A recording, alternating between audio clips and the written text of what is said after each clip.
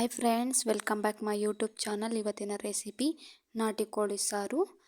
ಚಿಕನ್ನ ಹುರ್ಕೊಳ್ಳೋದಕ್ಕೋಸ್ಕರ ನಾನು ಪೇಸ್ಟ್ ಮಾಡ್ಕೊಂಡಿದ್ದೀನಿ. ಪೇಸ್ಟ್ಗೆ ಬೇಕಾಗಿರುವಂಥ ಇಂಗ್ರೀಡಿಯೆಂಟ್ಸ್: ಈರುಳ್ಳಿ, ಬೆಳ್ಳುಳ್ಳಿ, ಶುಂಠಿ, ಚಕ್ಕೆ, ಮೆಣಸು, ಗಸಗಸೆ, ಪುದೀನ ಸೊಪ್ಪು, ಕೊತ್ತಂಬರಿ ಸೊಪ್ಪು, ಸ್ವಲ್ಪ ಹುಚ್ಚೆಳ್ಳು ತೊಗೊಂಡಿದ್ದೀನಿ. ಚೆನ್ನಾಗಿ ಪೇಸ್ಟ್ ಮಾಡ್ಕೋಬೇಕು. ಸೊ ಪೇಸ್ಟ್ ರೆಡಿಯಾಗಿದೆ. ಈಗ ಮಸಾಲೆ ಪೇಸ್ಟ್ ರೆಡಿ ಮಾಡ್ಕೋಬೇಕು.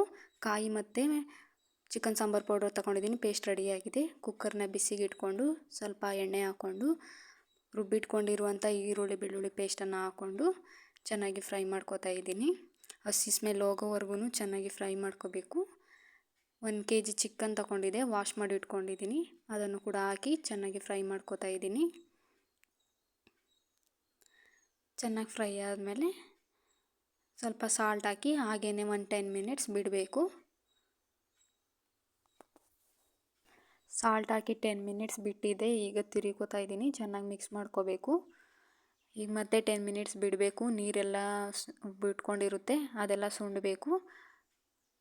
ಸುಂಡಿ ಎಣ್ಣೆ ಥರ ಬಿಟ್ಕೊಳ್ಳುತ್ತೆ. ಆಗ ಸ್ವಲ್ಪ ಫ್ರೈ ಆಗಿದೆ ಅಂತ ಅರ್ಥ. ಸೊ ಈಗ ಫ್ರೈ ಆಗಿದೆ. ರುಬ್ಬಿಟ್ಕೊಂಡಿರುವ ಮಸಾಲೆ ಪೇಸ್ಟ್ ಹಾಕ್ಕೊಂಡು ಸ್ವಲ್ಪ ನೀರು ಹಾಕಿ ಚೆನ್ನಾಗಿ ಮಿಕ್ಸ್ ಮಾಡ್ಕೋತಾ ಇದ್ದೀನಿ. ಸಾಂಬಾರು ಮಾಡೋದ್ರಿಂದಾಗಿ ಸ್ವಲ್ಪ ಜಾಸ್ತಿನೇ ನೀರು ಹಾಕೋಬೇಕು.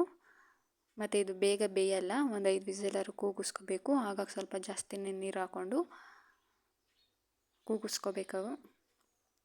ಮುಚ್ಚಳ ಮುಚ್ಚಿ ಕೂಗಿಸ್ಕೋತಾ ಇದ್ದೀನಿ.